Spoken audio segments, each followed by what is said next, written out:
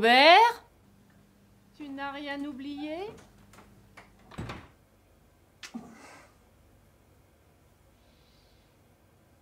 Tu t'es brossé les dents? Oui, chérie.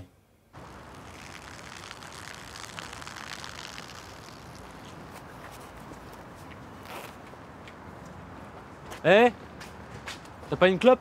Bonjour monsieur. T'as pas une clope? Non, je suis désolé, je ne fume pas. Sérieux? C'est Ouais. quoi ça là? Bah c'est mes chaussures. Les chaussures ça? Oui. C'est quoi ça? C'est mon talon ça? Oui, c'est... Eh, oh, je suis sûr que tu fumes. Eh, regarde tes yeux là, regarde mais ta je bouche. dois aller travailler. Regarde tes dents, elles sont sales. Eh, t'as des dents de fumeur, je te dis, t'as des dents de fumeur, mec. T'as peur là? T'as peur là? Casse-toi là! Vas-y, cette pute, casse-toi là! Non. Madame le clerc, nous avions dit que le 4 et non pas le 5. Donc, on ne peut pas changer d'avis comme ça. Comment? Non, non. Bonjour Nathalie. On en a parlé pendant 2 mois. Ah. Puis ensuite, on a pris le Ça temps va, de Robert? se rencontrer. T'as l'air soucieux. Mais qu'est-ce qui t'arrive encore? Non, ça va. Enfin, Bonjour Philippe. mais comment voulez-vous que Robert, prendre des décisions si vous changez d'avis tous les 4 matins? dans le cadre d'une démarche qualitative et pour mieux répondre à la demande de nos clients, j'ai décidé de mettre en place une permanence tous les dimanches de 9h à 20h. Et je vous ai choisi vous, Robert, car vous êtes un élément brillant. L'entreprise a besoin de gens comme vous pour maintenir son niveau d'excellence, pour monter toujours plus haut, toujours plus haut. Robert, Alors, monsieur Pion, dimanche, ça risque d'être un petit peu compliqué, car nous fêtons l'anniversaire du neveu de ma compagne, et je dois amener un groupe d'enfants au McDonald's. voilà, très bien. Donc dimanche, rendez-vous 9h, rasé de près. Et Robert, tu vas me faire le plaisir de mettre une chemise. Parce que ça, c'est pas homologué. Quel crétin ce Robert. T'es vraiment un gros nul. Et si demain ton monsieur Pion te demande de baisser ton froc, qu'est-ce que tu vas faire, hein? Tu te laisses faire?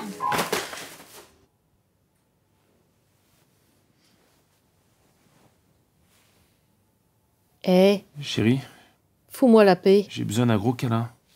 Occupe-toi de tes dents. Je crois que ça me ferait du bien. Qu'est-ce qui ne va pas encore? Pourquoi tu fais cette tête-là? Mais ressaisis-toi.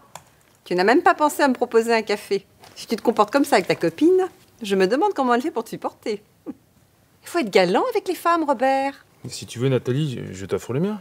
Ça va pas, non? T'as déjà bu dedans. Tu sais quoi, je connais quelque chose qui marche parfaitement bien pour les dents. Allez voir un dentiste, tu connais? Ah bah non, évidemment. Ah, tu me fais pitié, tiens. Bon, je connais une fille qui travaille dans un cabinet dentaire. Elle est assistante. Je te file son numéro. Tu l'appelleras de ma part. Bonjour. Bonjour. J'ai rendez-vous avec le docteur Gatiov. Oui, très bien, allez-y, je vous en prie.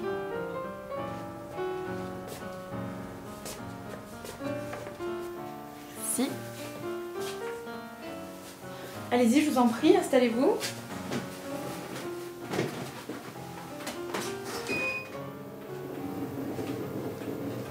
Tout va bien se passer.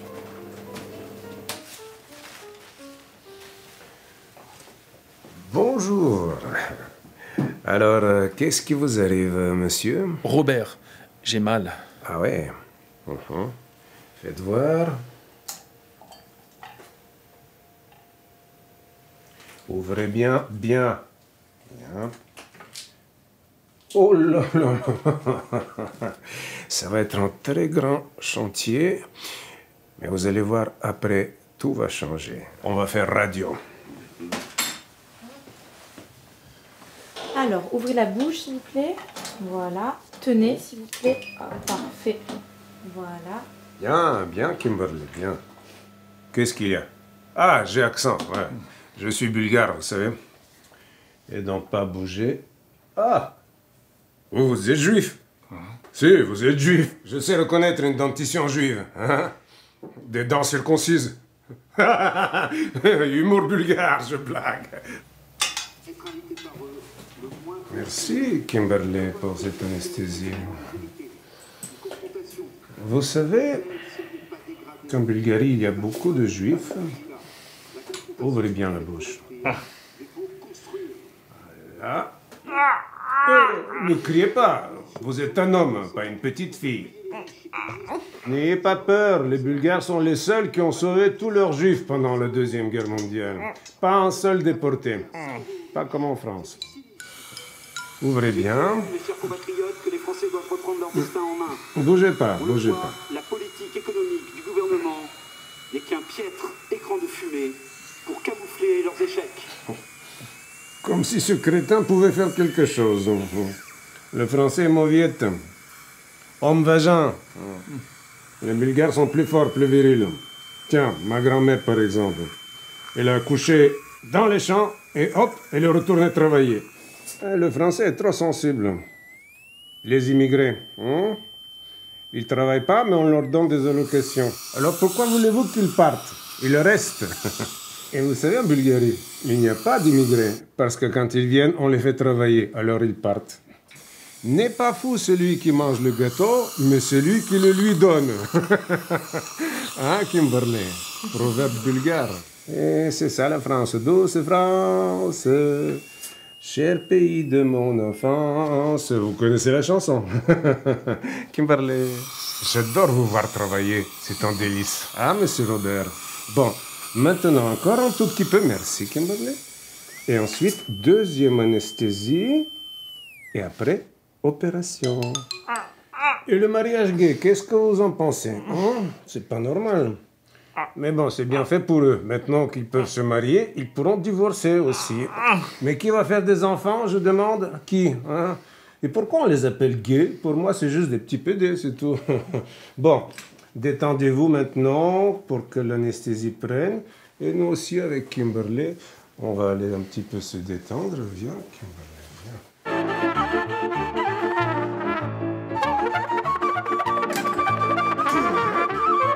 viens.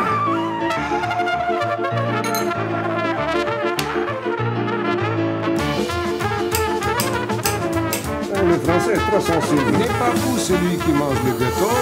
Proverbe bulgare. Merci. Homme vagin.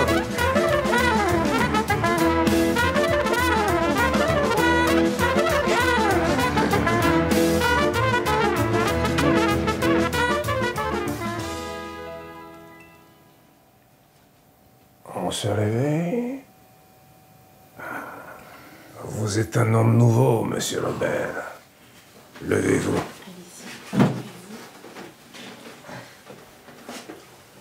Regardez-vous. Ça vous plaît? Ah oui, beaucoup, ouais. Comment vous vous sentez? En pleine forme. J'ai plus mal. Parfait. Tenez, essayez ça. Mais j'en ai pas besoin. Gardez-le, on sait jamais. Les effets secondaires. Merci, docteur. Merci infiniment, docteur. Merci.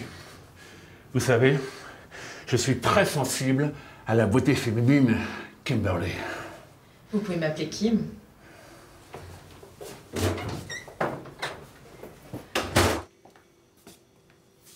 Tu es rentré finalement? Robert, mais qu'est-ce que tu fous? T'étais où? Mais qu'est-ce qui t'est arrivé? Mais tu es horrible! Quoi? Moi? Je suis horrible, moi? Et toi? Est-ce que tu ressembles à ça? Mais Robert, mais... Tu ressembles pas à ça. Donc, tu n'es pas Madame Robert. Allez, suis-moi, c'est parti. Regardez-moi cette porcherie. Monsieur Robert ne peut plus vivre avec une truie. Monsieur Robert, il se mérite.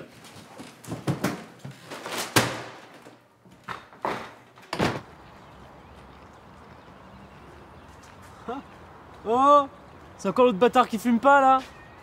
T'as pas une clope? Ah, fils de pute! Mais comment il parle? Mais c'est pas ça la politesse!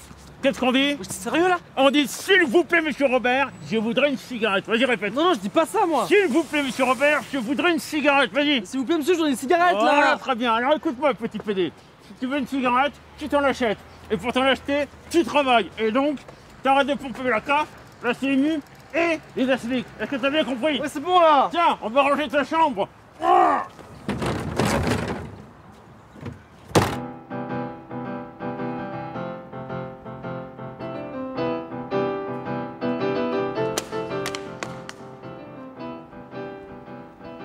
C'est quoi cette histoire de contrôle fiscal?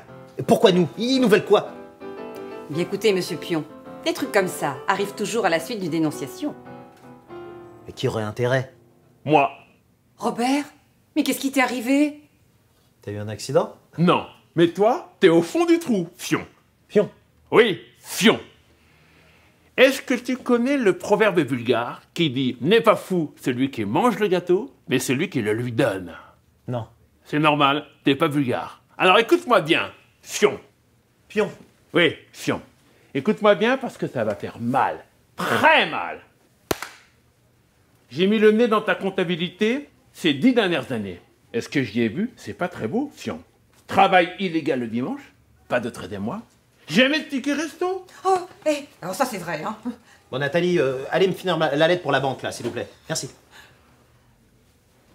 Robert, je suis certain que nous allons trouver une solution. Dans ton cas, je ne vois qu'une solution, fion. La démission manu militari. Manu quoi? Militari, ça veut dire immédiatement et sans condition. Et un remplacement de ton poste, je ne vois qu'une personne compétente et moralement à la hauteur. Qui? Qui? Monsieur? Monsieur? Robert! Monsieur Robert! Monsieur Robert. Une dernière chose, fion. Ça, c'est pas homologué. Mes cheveux. Qu'est-ce que tu fais? Fais voir. Je ne vois qu'une solution, fion. T'as fait du bon boulot, Nathalie. Ça va cartonner sur le net. Je vais t'inviter à une petite soirée coquine dans mon nouvel appartement. Ça lui va mal en plus, hein. Allez, tiens. Il est dans le fion. T'es trop fort, Robert. Tu vas, Robert? Avec plaisir, Kimi. Merci. Un petit bisou. Regarde, Robert, on est déjà à 100 000 vues. T'es une vraie star, tu sais. Une dernière chose, fion. Ça, c'est pas homologué. Mais moi, c'est celle-ci que je préfère. 1 million de vues déjà. Ah, alors on l'écoute. Ne te laisse rien imposer par le système. C'est toi qui dirige ta vie. Ouais, il a raison, ouais. Tu te rends compte, Kimi? 1 million de vues sur le net. Quand on sera à 10 millions de vues, je serai président de la République. Robert, j'adore quand tu parles comme ça. Oh oui, j'adore. Oui, Robert. Monsieur Robert. Oh oui, Monsieur Robert. Monsieur Robert.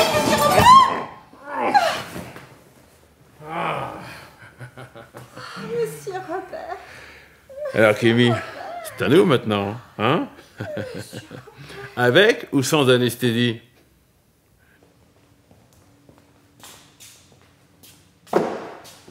Je parle à quelle caméra?